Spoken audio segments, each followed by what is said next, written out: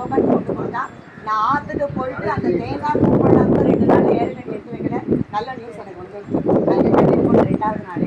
அதுக்கடுத்து எங்கள் நாத்தனார்கள்லாம் சொன்னேன், இந்த மாதிரி நான் பண்ணிட்ட விஷயமும் அவள்லாம் வந்திருந்தான் ஃபங்க்ஷனுக்கு. இங்கே அவளுக்கும் இதை பற்றி சொல்லி நம்ம எல்லாத்தையும் படிச்சுட்டு போக சொன்னோம்.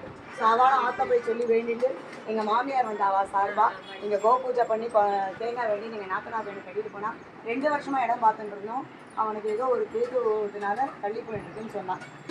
பித்திருக்காரியம் ஏதோ பண்ணணும் அப்படின்னா நிறைய சொல்லிட்டு இருந்தான். நமக்கு தெரிஞ்ச நம்ம ஆச்சாரியன் படியில் இங்கே நடத்தி கொடுத்துருக்கா ரொம்ப அருமையாக. அதனால் அவள் இங்கே வர சொல்லி கோ பூஜை பண்ணி தேங்காய் கட்டிட்டு போக சொன்னேன். நம்ம கிருஷ்ணனை கையால் தான் கட்டினோம்.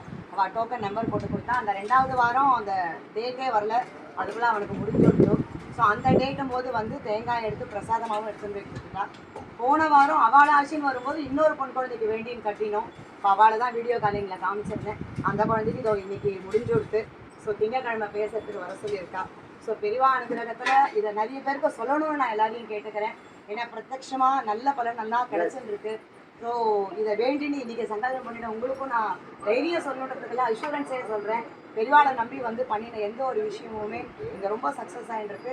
நீங்களும் எல்லாருக்கும் சொல்லணும். எல்லோரும் வந்து இந்த நல்ல பலனை எல்லாருக்கும் கிடைக்கிற மாதிரி பண்ணணுன்றதையும் நான் கேட்டுக்கிறேன். ஸோ நான் ஒரு பெரிய எக்ஸாம்பிளாக இங்கே நின்று சொல்கிறதுக்கு பெரியவா எனக்கு அந்த பாக்கியத்தை கொடுத்ததுக்கு நான் ரொம்ப மனசார பெரியவாளுக்கு நன்றி சொல்லிக்கிறேன். நான் இது எல்லாத்துக்கும் மூல காரணமாக எடுத்து பண்ணிட்டு இருக்கேன். நம்ம ட்ரஸ்டீஸ் அண்ணா எல்லாருக்குமே கூட இந்த தருணத்தை நான் யூஸ் பண்ணி தேங்க்ஸ் சொல்லிக்கணும்னு நினைக்கிறேன்.